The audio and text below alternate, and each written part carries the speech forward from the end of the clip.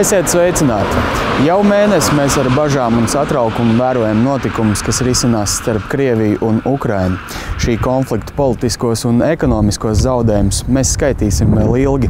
Tomēr tranzīta nozarē pirmie konflikta negatīvās sekas izjuta autopārvadātāji. Rubļa svārstība ir stingri ietekmējusi tirgu, un cik mūsu rīcībā ir informācija, kad faktiski pašlaik kravas īpašnieki saņēmēji nogaida situāciju. Daļa kravas, kas ir paredzēta, patērētājiem Krievijā vai kaut kur Baltkrievijā, Ukrainā, patreiz tiek glabātas noliktavās.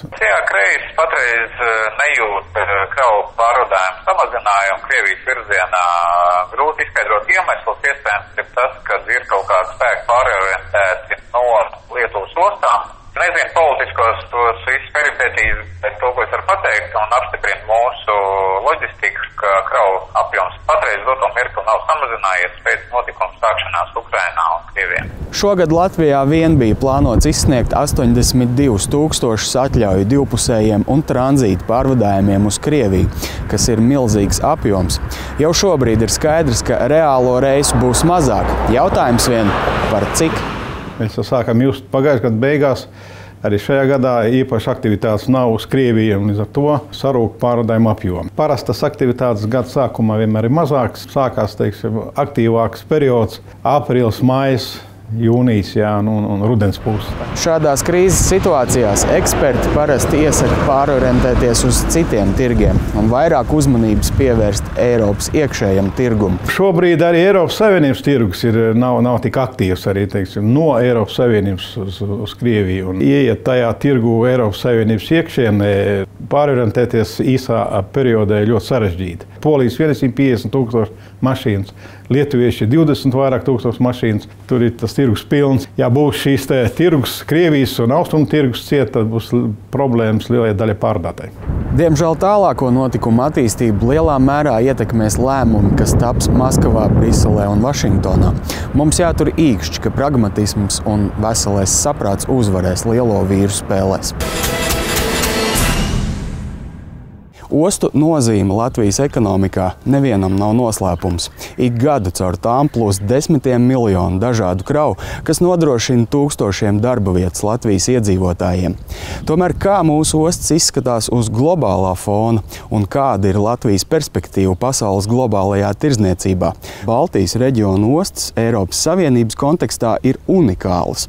Kamēr vairums lielo Eiropas Savienības ostu lielo daļu savu kravu apgrozījumu nodrošina apkalpojot ostā ienākošās kravas un izkraujot kuģus, tikmēr Baltijas jūras austrumu krasta ostas pamatā kravu apgrozījumu nodrošina apkalpojot aizejošās kravas. Lielākā kravu plūsma neapšaubām tas ir Krievijas, Baltkrievijas, Kazahstānas energoresursu un līdzīgi kravu eksports, tātad uz rietumiem caur Baltijas koridoru. Salīdzinoši mazāk tiek pārkrauts ģenerālkravas un konteineri, kas plūst arī otrā virzienā. Ļoti svarīgi saprast, ka mēs nevarēsim pielāgoties visam, visur, visos apstākļos. Un tāpēc valstī kopumā ir jāsaprot, ka jāsāk mērķiecīgi segmentēt noteiktas kravu grupas, kas mums ir interesantas, uz ko mēs veltām visus spēkus, lai šīs kravu grupas noturētu vai iegūtu papildus. Ja ir kādas kravu grupas, ko mēs nespējam noturēt, tad mēs mēģinām viņus aizvietot ar tām, kur mēs jūtamies spēcīgāki.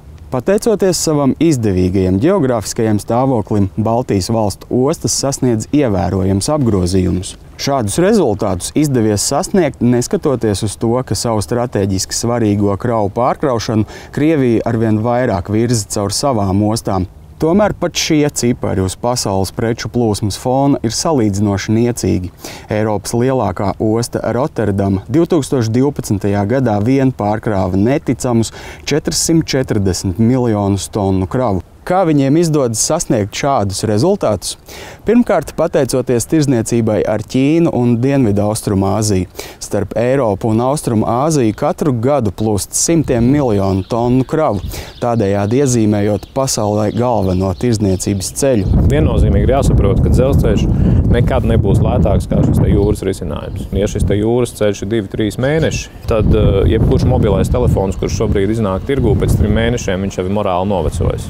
dzelzceļš ir tāds vidusposms starp ļoti dārgo aviotransportu un lēto, bet šobrīd vairs netik izdevīgo jūras transportu.